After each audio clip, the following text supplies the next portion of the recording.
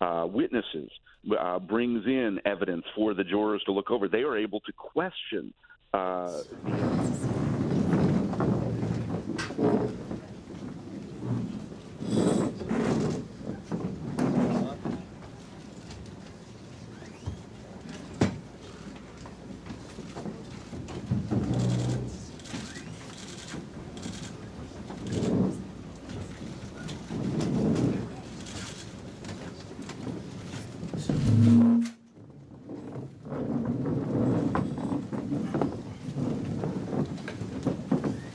Thank you all very much. It's a great honor, and I'll be here many times. We're building a lot of wall.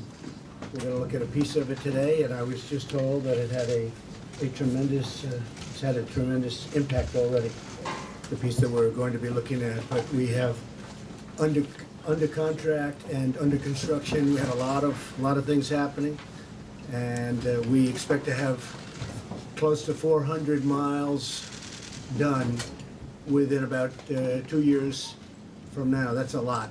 400 miles will cover most of it. I just want to thank everybody for being here. We have some of our great people from the state, and of all places, it's California, and we love California. But those people wanted us to build wall, and we got it built, including the wall in San Diego, which is pretty much completed, and it's had a tremendous impact. That wall has had, Kevin, a tremendous impact.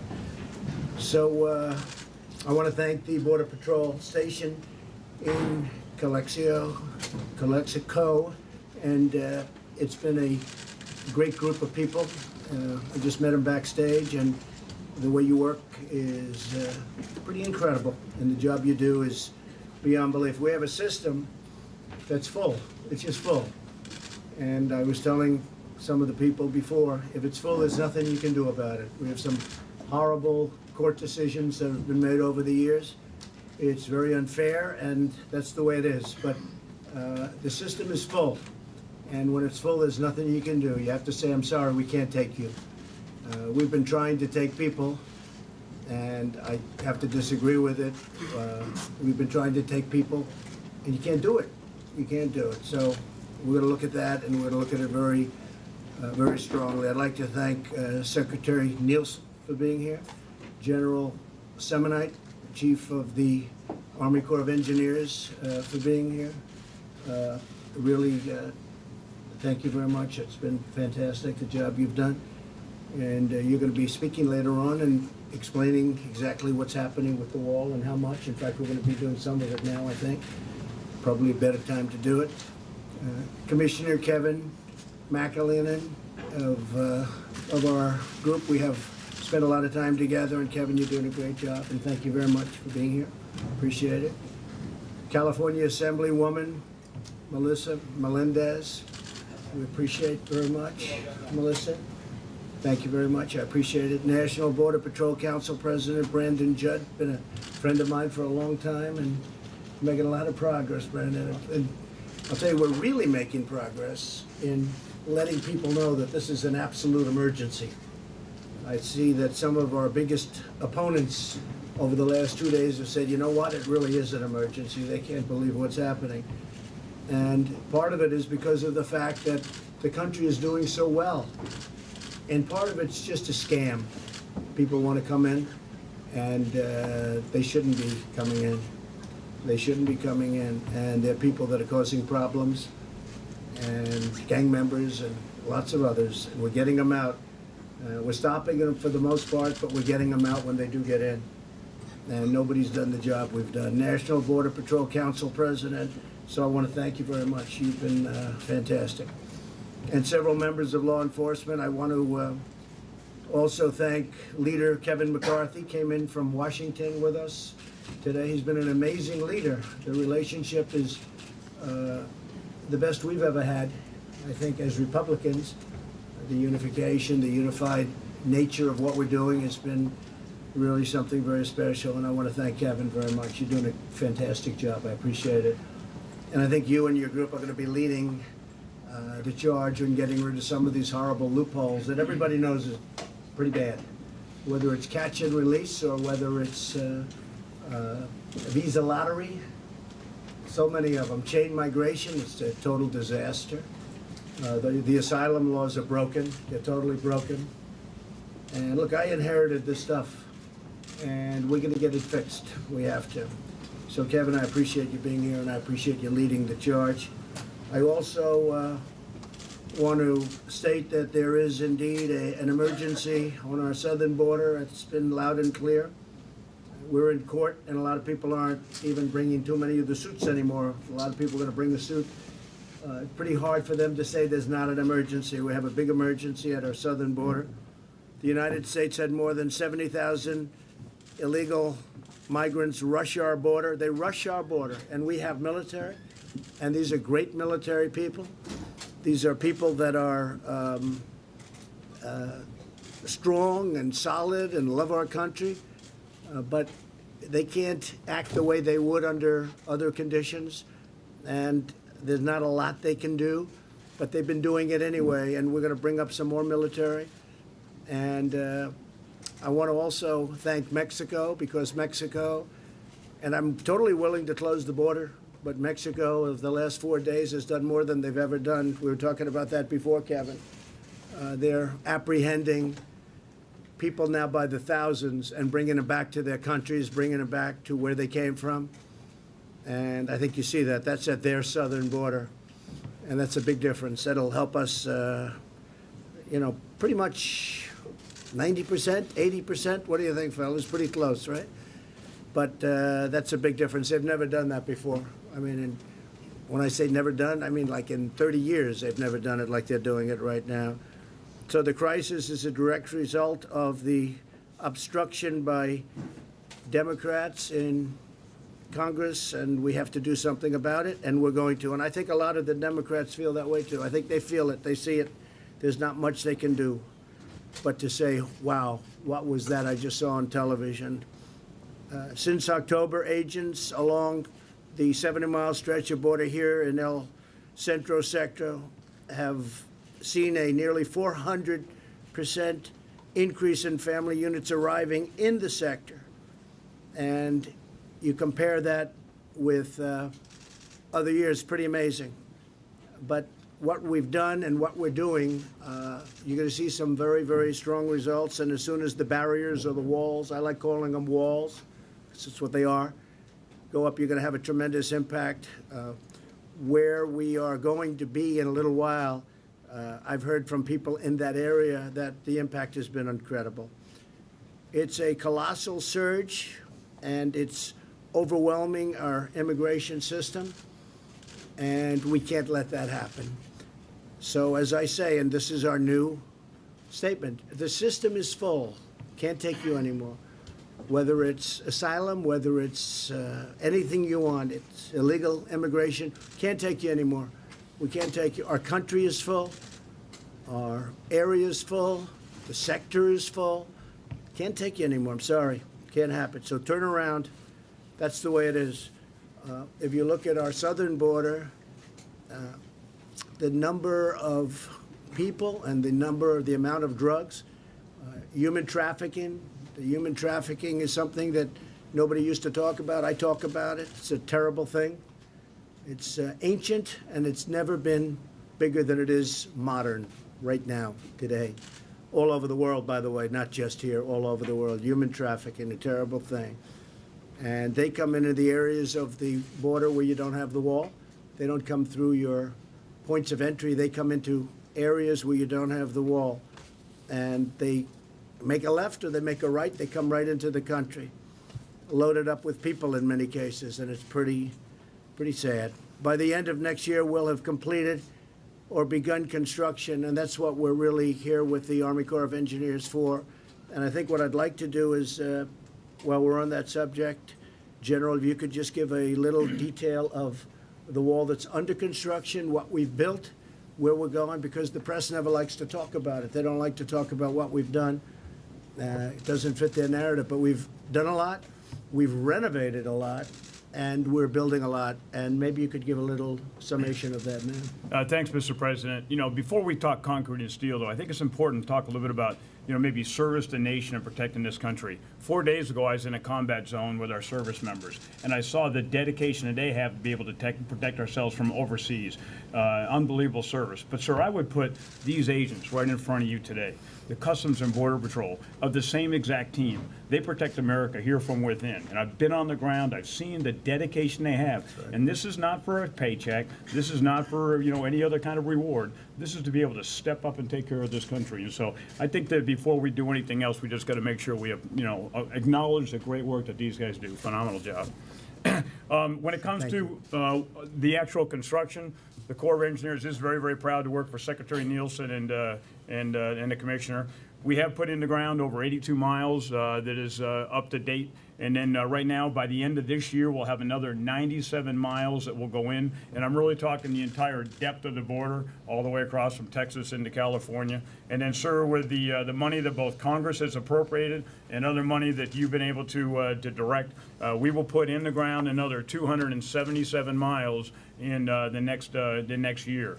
What that will end up with is by the end of around December of 2020, the total amount of money that we will have put in the ground in the last couple of years will be about 450 miles. That's probably about $8 billion, in total about 33 different projects. There are a lot of different complexities. Some of that is on federal land, some of that is on private land. Some of it can be done relatively quick because you don't have to have a land acquisition. Others we want to make sure we do through due diligence. But when it comes to both the capacity of the contract community to be able to execute this, the dedication of CBP and DHS to be able to set the conditions for us to be able to build, and then for our team on the ground, we are committed to continue to be able to make this happen. Thank you very much, General. So you heard the numbers. The numbers are really spectacular. We've gotten it, and it's very, very tough to get money from the Democrats. I'm getting it for everything else, but we don't get it for the wall.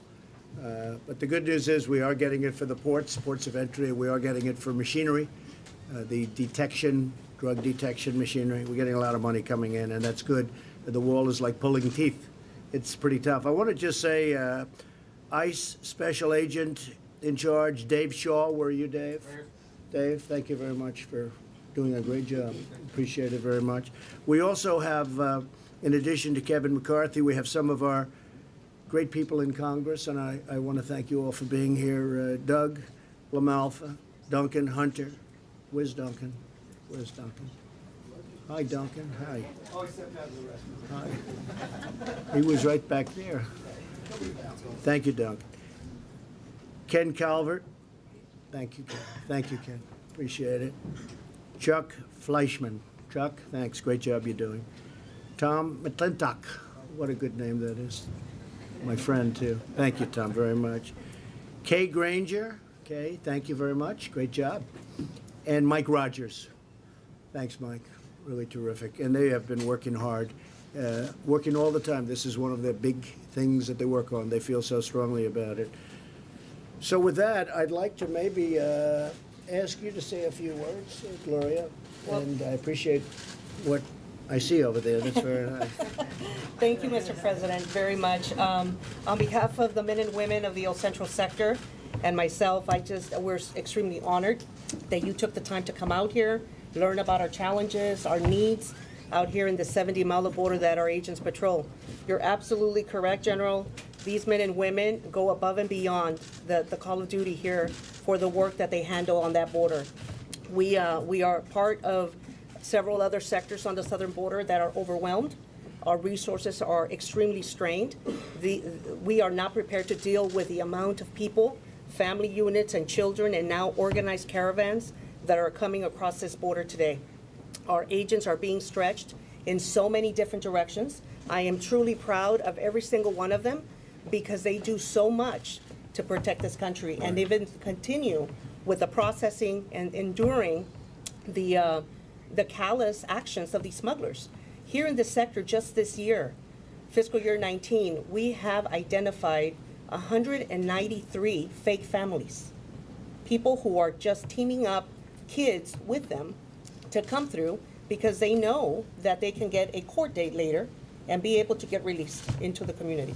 So those are the challenges that the agents are dealing with, but they're out there, they're trying to investigate as much as they can to get it done. We touched on the wall, and you know, we're very fortunate here in the El Central sector. We have about 58 miles of border barrier.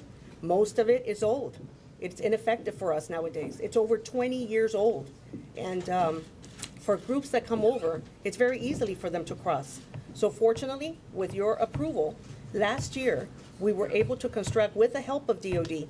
By the way, DOD, phenomenal. Good. Phenomenal support that we've been receiving from the Department of Defense. Without their support, we wouldn't be as efficient as we are operationally, because they are here providing us that support from the behind the scenes.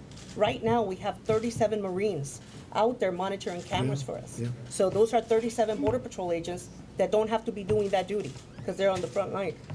But one of the things I wanted to bring up was that border wall was constructed in 8 months, from February to October.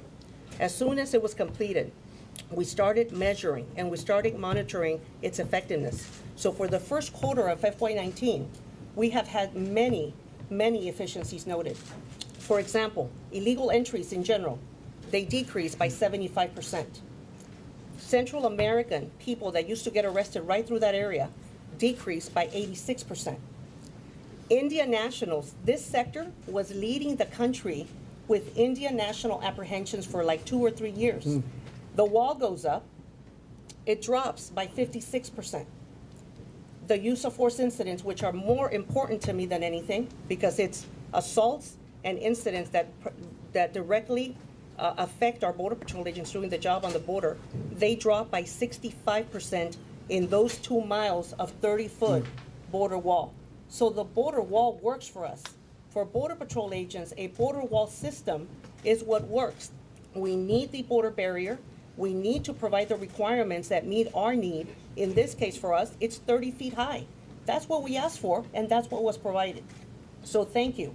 On behalf of the Border Patrol here for allowing us to have that. Thank you. Very much appreciated.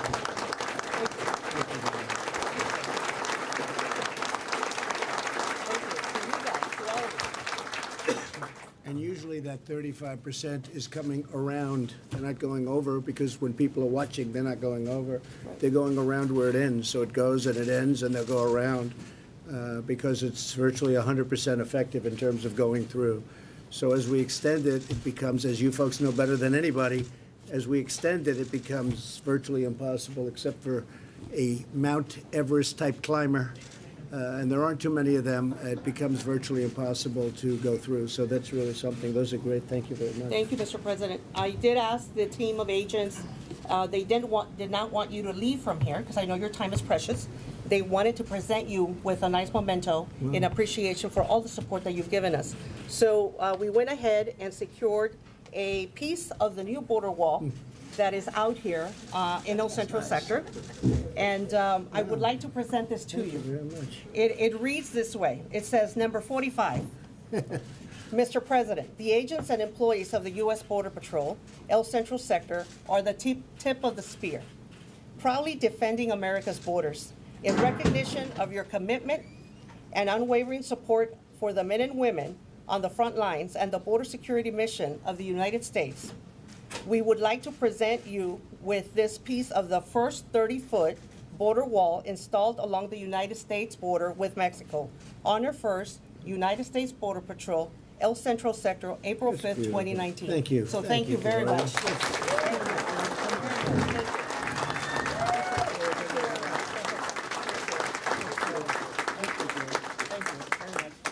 That's a heavy piece Yes, of wall. it is. Yes, it is. Thank you. Appreciate it. We'll keep it here. Thank you. Madam Secretary, please.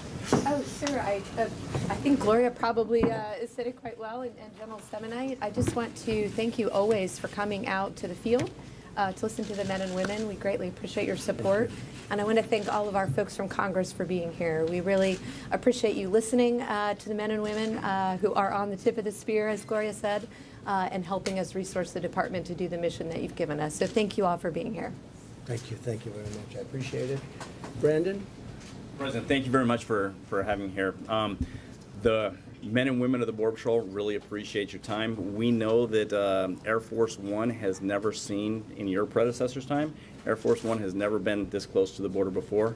So these men and women here, they greatly appreciate you coming out and the time that you've given them.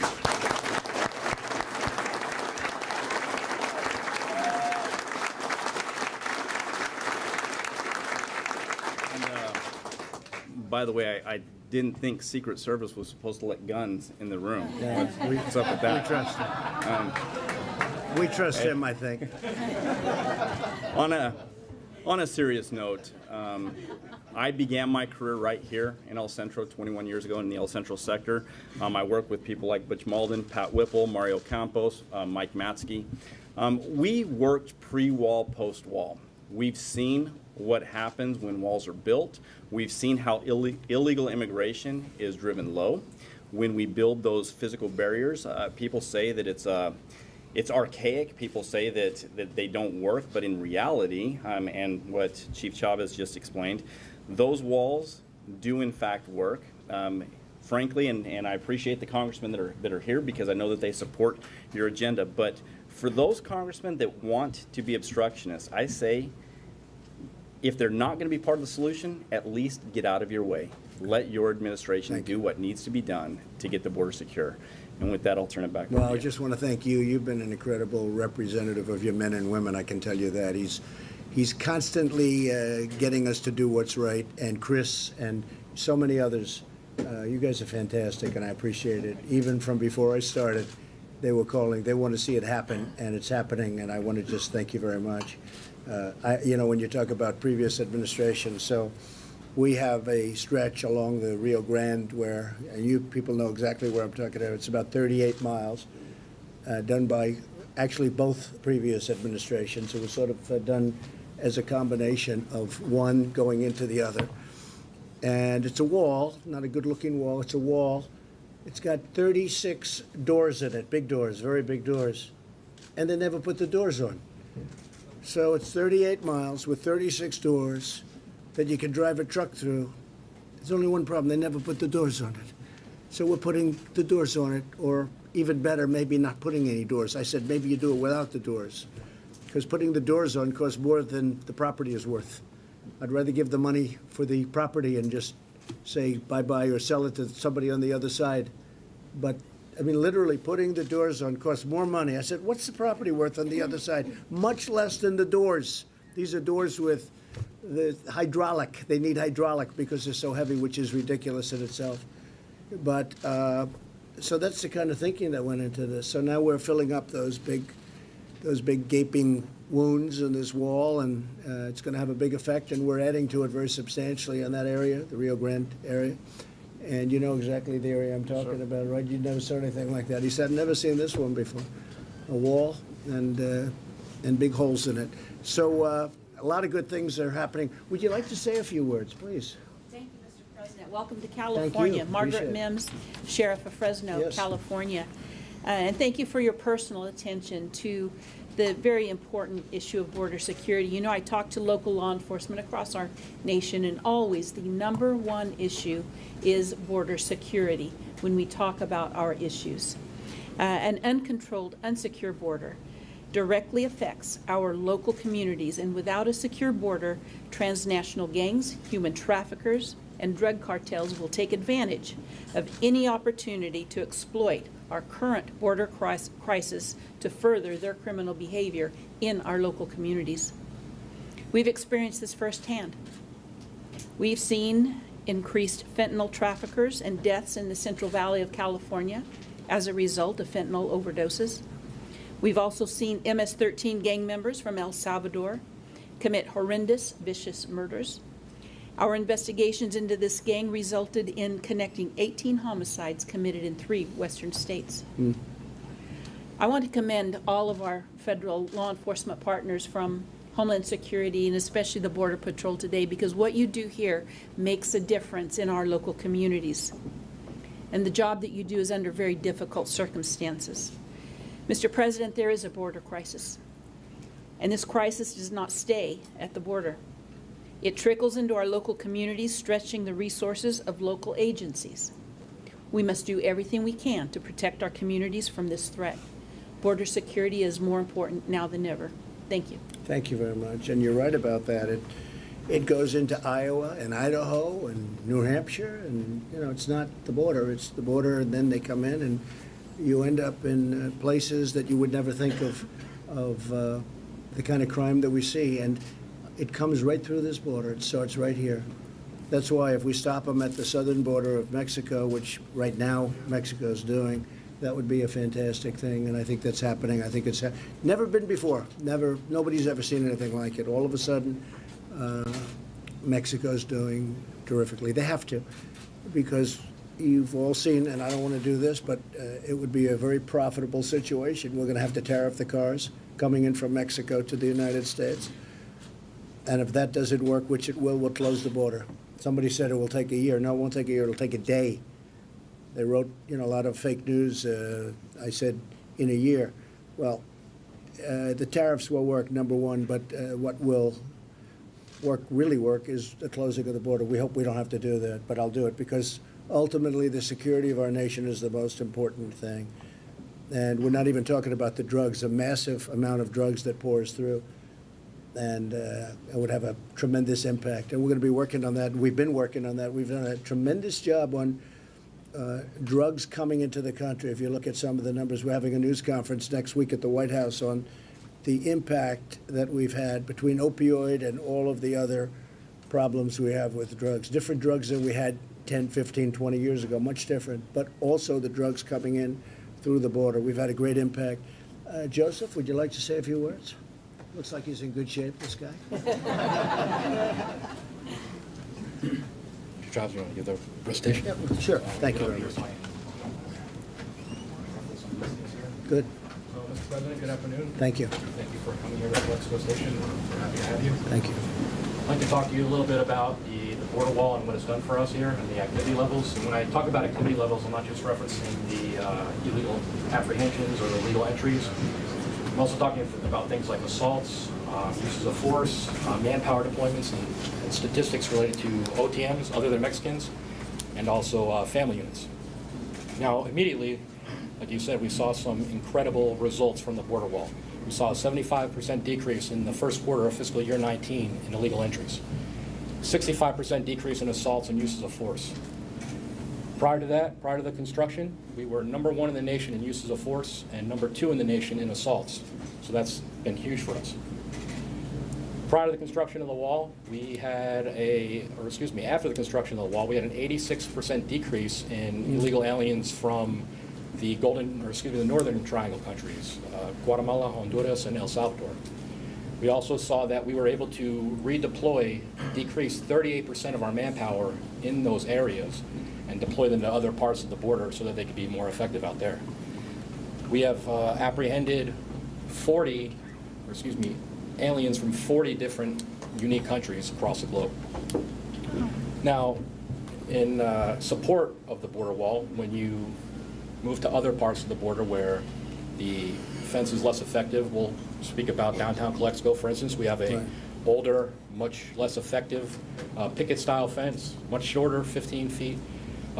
Luckily, we were able to bolster that infrastructure with concertina wire in early December. Right. The DOD helped with that. Very effective. Very effective. 53% decrease in illegal entries after the concertina wire was deployed. We also had some unintended consequences. We saw a 228% increase in fence breaches due to the inferiority of the fence in that area. These fence breaches have cost us $317,000 so far to repair, and they keep going. Now, contrast that with the new wall, and we've only seen 3 breaches post-construction, which is, compare that, we have total, I said 228% increase, but it's been a total of 538 since the C-wire went up in December. Right. These breaches, though, they don't just represent the ease in which that aliens can enter the United States, they also represent a significant challenge and security and safety challenge to our Border Patrol agents on the lines. We saw a 143% increase in the assaults against our agents in this area with the breaches. A couple of months ago, an agent was responding to a breach where several illegal aliens had already pushed through the border. He was struck in the back of the neck with a rock and required hospitalization. Just last month, a female agent was monitoring cross-border traffic when an illegal alien, a self-admitted gang member, with a rusted lawnmower blade in his hand, threw it through the agent's closed window. Luckily, she saw the assailant out of the corner of her eye as he was coming at her, and she was able to actually put up her left hand and block that lawnmower blade from hitting her in the face, but she did sustain injuries to her arm. So it's a significant challenge to us. I referenced the OTM and family unit statistics earlier.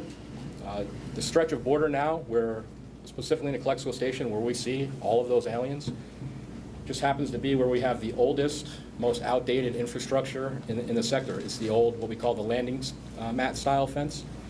90% of all the OTMs and family units that enter in in Calexico station enter through that area. It represents a 77% increase over the same time last year. Mr. President, at the end of the day, walls work, infrastructure works. We need more wall, we need more manpower, and we need more technology. And the mix of those is incredibly important. I can't stress that enough. Thank you, Joseph. The people of Calexico have been incredible. They've really rolled out the red carpet. We appreciate it. And let me ask you a question. You or Brandon or both, you could ask. So what do you do when we have military and we have the great Border Patrol and we have everybody here, but you have big open sections for miles and miles before we build the wall? We're building it now, but before. How do you stop these large numbers of people coming? You're not... Look, other countries, what they do is very, very tough. We can't do what they do. You understand that. We can't do what they do. We don't want to do what they do. But how do you stop these large, sometimes massive groups of people from just pouring through? What do you do prior to the wall? Once the wall is up, it's easy. You just grab as many as you can, you arrest as many as you can, and the ones that get away, get away. But there's nothing that you can do to physically keep them out of the country. That's what barriers are for. They physically keep people out. Yeah. And the groups, as you know, are going up. It used to be that we'd see maybe one group a year of over 100. Yeah. We've already seen over 100 groups of over 100 people, which is 100 people breaching our border at one time that the Border Patrol goes and picks up. And they're being very, as usual, humble. They also save thousands of people every year, many of whom have been left for dead by the smugglers and traffickers. So they take all parts of their mission seriously, but we need to resource them so they can do them all. And so I just speak to the folks in the first, second, third row, very special people, and some of the fourth row, I see. System's full. Can't take any more. Sorry, folks. Can't take any more. Asylum. You know, I look at some of these asylum people. They're gang members. They're not afraid of anything. They have lawyers greeting them. They read what the lawyer tells them to read. They're gang members. And they say, I fear for my life. They're the ones that are causing fear for life. It's a scam, okay? It's a scam. It's a hoax. I know about hoaxes. I just went through a hoax. So our system is full. We're not taking them anymore, okay? Can't do it. You can't do it. You know, you can go up to a point, but we can't do it anymore. Please. Sir, I appreciate it. Thanks Thank for you, letting me speak. Thank you very Secretary much. Nielsen. Appreciate it. It's an honor to be here on behalf of ICE. Like you said, America is facing an unprecedented crisis at the border. The sheer volume of family units crossing the border has overwhelmed ICE's limited resources, and as a result, more than 126,000 people have been released into the U.S. since the end of last year. The crisis is further amplified by the lack of space in our detention facilities, which is simply inadequate to handle the volume of illegal border crossings occurring daily. Families are being released at the border with nothing more than a notice to appear in court, knowing full well that none of them ever will. Meanwhile, ICE is exhausting its limited resources trying to increase bed space capacity for single adults. At this point, we need more resources, including more officers and agents along the border and in the interior. We need the funding and the authority to detain these aliens during their immigration proceedings. In addition, as you know, current laws and court rulings like the judicial interpretation of the Flores Settlement Agreement have created pull factors that basically incentivize illegal migrants to cross our border by the thousands every day. We must amend these outdated laws to deter the illegal immigration and prevent the effective operation of our lawful immigration system. America's also facing a public safety crisis. ICE has had to reassign hundreds of officers to the border, limiting our ability to arrest, remove criminal aliens, gang members, and public safety threats from our communities. Just in fiscal year 2018, ICE arrested approximately 10,000 gang members, including 2,000 that were members of the MS-13 gang. We also seized over 1 million pounds of narcotics, including 2,700 pounds of fentanyl. Any reduction in these vital law enforcement efforts creates an unnecessary and unacceptable risk in our communities and for our citizens. I appreciate your time, sir. Thank you. You know, you mentioned fentanyl. So, as you know, we're working on a trade deal with China. That's part of it. They've agreed that they will not be, essentially not sending it. They're going to criminalize it, which it's not criminalized right now. And they're going to classify it in such a way that it's very hard to send, make, and a lot of other things. So we have some pretty good things coming on because it comes, a lot of it, I guess most of it comes in from China. And President Xi himself has told me they're going to do that. We have an agreement, and they have actually already started, so that'll help you a lot. Thanks, sir. Some of it's coming right in here, right to Mexico, and then across. So I think we're going to take care of a lot of it. Thank you very much. Thanks, sir. Please. Good afternoon, Mr. President. Welcome to Calexico, if I may. Thank you. What we are currently encountering along the border, the entire southwest border, is truly a border humanitarian issue. The influx of people, especially from Central America, is completely overwhelming our agents and our agency. The apprehension demographic has completely changed from what it was in the past. In previous years, the majority of our arrests were from people from Mexico. Now those arrests are from Central America. Especially with the threat that we have now of organized caravans coming to our borders and bringing thousands of people. Mr. President, now the majority of our agents are assigned to transportation duties, processing duties, and hospital watch. Here at All Central Sector, that is with a workforce that is approximately 300 agents below the allowed amount. To put things into perspective, approximately 60 agents per day are assigned to these duties. If you look over here, that can go to the preparation of the food, the caring of the unaccompanied children, and the helping the family units. Those are 60 agents that can and should be patrolling our border. That affects our national security. As previously stated, our Central Sector has seen an increase of 400% of family unit apprehensions. That's 400%. We've seen an increase of 24% in the apprehensions of unaccompanied children. What we're seeing is minors being exploited and being implanted into these fake family units.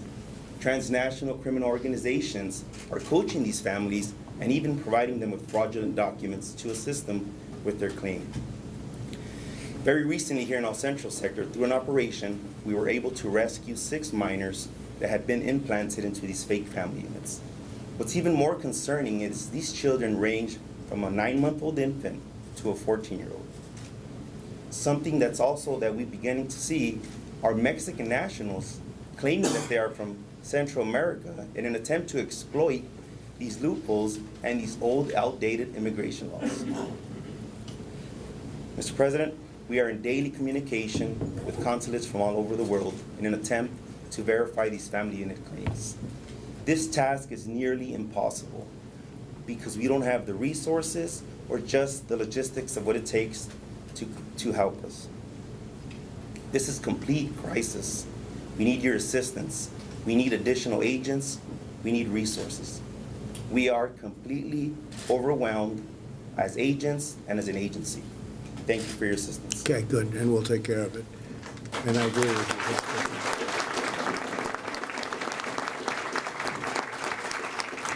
Good job. We'll take care of it. Your turn. Thank you, Mr. President. First, I want to thank you for your leadership on border security because the impacts are definitely felt in California. And the second thing I want to do is on behalf of my constituents and all Californians, I want to thank all of the men and women here whose job it is to make sure that that border is secure. And it's made more and more difficult every single day by the majority party in California. As you recall, Governor Brown, when he was in office, he reluctantly allowed National Guard troops to go down to the border to assist. That's true. And then Governor Newsom got into office, and he very quickly said, no more National Guard troops down at the border. We don't want to assist. That comes from the fact that the Democrats in California decided that California would be a sanctuary state. That if you're an illegal immigrant and you want to come into the United States, California is the place that you want to come. We are going to roll out the red carpet. that causes a strain not only on our taxpayers, not only on law enforcement, not only on our schools. I mean, it is across the board. It is felt everywhere. And by the way, it makes it much tougher for everybody. I mean, That's they right. pour into these areas that sanctuary cities are a disaster, and they pour in, and a lot of the places in California, they don't want to be sanctuary cities. No, They're actually they don't. asking not to be a sanctuary city, which is We had a pretty lot of incredible. cities across California. Absolutely. A lot of people go to their city councils and demand that their city councils state for the record that they would not become right. a sanctuary city, which of course didn't work because the legislature said, no, we're going to become a sanctuary state. So we have the issue of drugs, which everyone here has spoken about. I don't need to add on to that. I think we're very clear on the problems with the drugs. And we're very clear on the financial burden that this places on this country and on this state. But when everyone else in the world wants to say this is not a crisis, what I would say to them is Obama's secretary, just I think last week, Jay Johnson said he cannot imagine how these agents are managing the border and that it is a crisis. So if Jay Johnson can acknowledge it, I would hope that Democrats across this country could acknowledge it as well. Because what is happening is Democrats are saying they want to take our border and change it from a border into a crosswalk. And we cannot have that. Well, Jay Johnson was great. He, very strong statement. And Mr. Morgan, too, who worked for President Obama, said this is a problem. Has been, not just now. I mean, this has been going on. I think probably the economy and a lot of other things have brought him up even more. We've had some very bad court decisions. The Flores decision is a disaster, I have to tell you. Judge Flores, whoever you may be, that decision is a disaster for our country, a disaster. And we're working on that. But I just want to thank you. Great job you're doing. Really appreciate it. We're going to get it taken care of. It's all going to come together. Thank you. Kevin, please. Just very quickly, Mr. President, just want to echo Secretary Nielsen, Chief Chavez, thank you for coming down to see us, to listen to our men and women, talk about the progress we're making, and you'll see that with the resources that you've supported for the border, with General Semonite's team's assistance. That wall is formidable. It's making an impact in the security of this sector. But we need to continue to work with Congress on improving the laws. As you noted, we need partnership from Mexico on these flows and attacking the criminals that are exploiting these individuals and really the ones that are profiting from this entire cycle. And I just want to thank my men and women who do a tremendous job here every day. Very, very proud of their commitment, even though they're facing extreme challenges, as you've heard. And there's central casting. I've never seen a group of people like this. Everyone's in perfect shape. And you're proud of what you do, right? You wouldn't trade places with me for anything. I know that, right? You're smart. Don't do it. Don't do it. You know, Dave, you were mentioning before about, you know, people coming in and they come in and they come in. You don't have to take them in. When your system is packed, when you cannot get another person in, when every one of your detention areas is teeming and you have to let people go into a country that can't take them. Can't take them. We don't have room. We don't have room. That means you can't take them. You don't understand it. I don't think anyone's ever expressed it like that, but I'm expressing it like that. When it's full, it's full. You can't take them. They go back to Mexico, and Mexico will bring them back to their country, okay? Or if they're Mexican, it's a step easier, frankly. And again, over the last 4 days, Mexico's been very nice, okay? So just because you made a point that was very interesting. But you can't take them, you can't take them. There's nothing you can do, okay? I'd like to maybe end by having a man who's really been a help, and that's Kevin McCarthy. You can speak on behalf of your great representatives that are here with you. And maybe you could stand up and say a few words, Kevin, because you've been very much at the forefront of this fight, and you love this state very much. Well, thank you, Mr. President. And on behalf of all these members of Congress, we want to thank you. We know you're on the front line.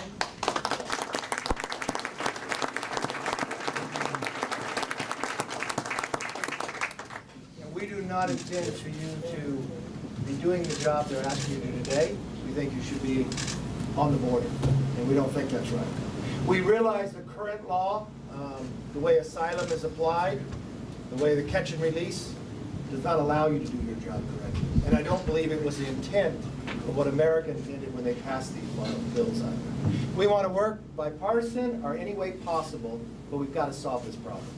It is a crisis. We know you are being overloaded, but I want you to know that we think it's a top priority. We will work with this president, and we will work with anybody who wants to solve this problem. So thank you very much. Thank you very much. I really appreciate that.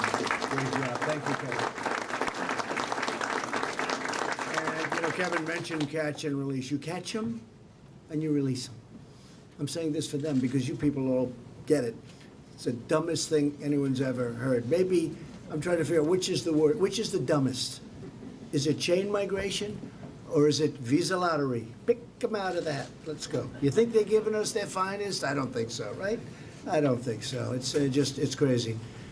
And we have to work with the Democrats and get it over. We have to, look, we need common sense in our country. This is about common sense. This is about anything other than common sense. And that's what we need. Now, Gloria's asked me to recognize, and she will recognize, 3 people that she thinks are just outstanding. Please. Thank you, Mr. President, for the opportunity. There are 3 individuals in this audience today that I did not want to miss the opportunity to recognize in your presence. So we have an agent. His name is Cesar Arroyo. Cesar, if you could please stand. Cesar Arroyo was off duty one night with his family. It was his birthday. He was headed to a local restaurant to celebrate that birthday. Well, he witnessed an accident. And the vehicle that was involved in the accident went airborne and fell into an irrigation canal. In the vehicle was a mother and 3 children, and to include an infant in the back seat. Cesar immediately jumped out of his vehicle, ran across the street and into the canal, and started working to save those individuals. All 4 people out of that vehicle were pulled to safety to the canal bank, while others got there to help him and assisted. But it was his actions that truly reflect the character of what a Border Patrol agent is, and I wanted to recognize those actions here today.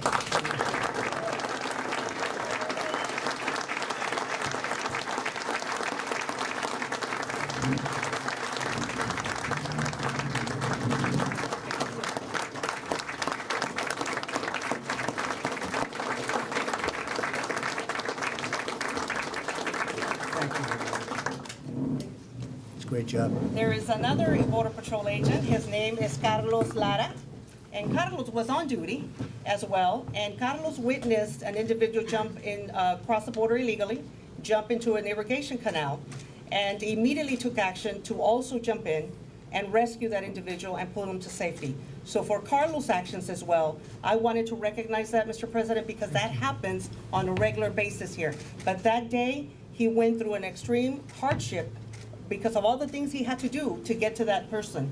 And eventually he was able to bring him to safety as well. So thank you, Carlos, for your actions as well.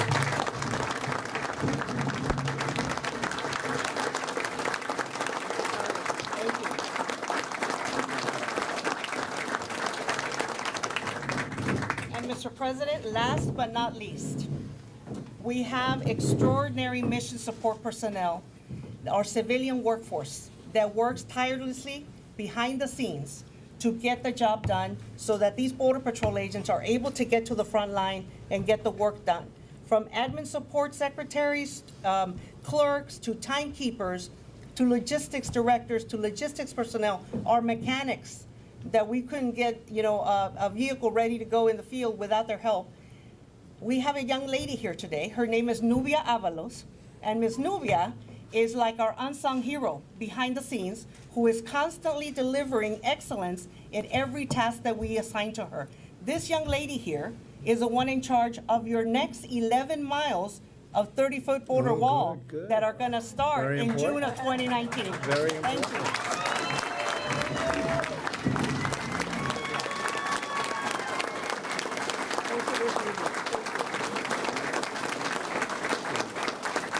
Thank you, sir. Thank you. She'll get it done. On time, on budget, maybe under budget, right? Under time, under budget. That's happened too, right? Thank you very much. Congratulations. I just want to thank everybody. We're now going over to look at the new section of wall, and we have a lot of it going up. And again, General, I want to thank you for the job. You really got it together. We have a lot of work under construction, but a lot more is coming in the very, very soon. Money's been transferred, money's been approved, and that wasn't easy. When you have people that don't want to give you money, that's not so easy. But we know we need it. We had no choice. So I just want to thank you all, and let's go see the wall. Thank you. Thank you very much. said you want to see asylum reform. What do you specifically want to do about it? Governor Newsom today saying that some of your ideas regarding asylum show a disregard for the Constitution. Well, Governor Newsom honestly is living in a different world, and that's a very dangerous world he's living in. And if he keeps living there, lots of problems for the people of California. They don't want that. They want to be secure. They want to be safe. And not only asylum, but many other things, loopholes. When you have an asylum situation where rough, tough people with criminal records are asking for asylum, it doesn't work that way. So we have a full system, nothing we can do. Thank you very much, everybody. Let's go.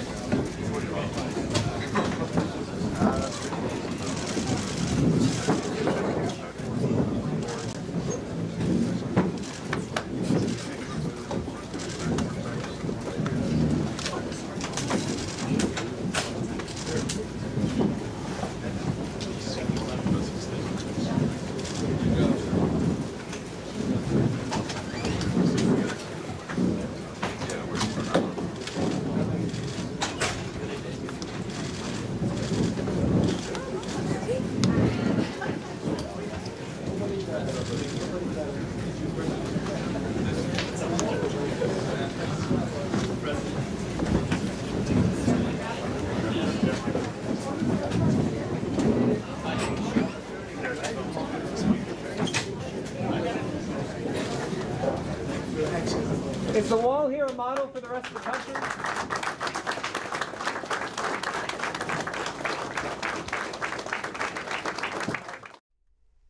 Here's a look at our primetime schedule on the C-SPAN networks.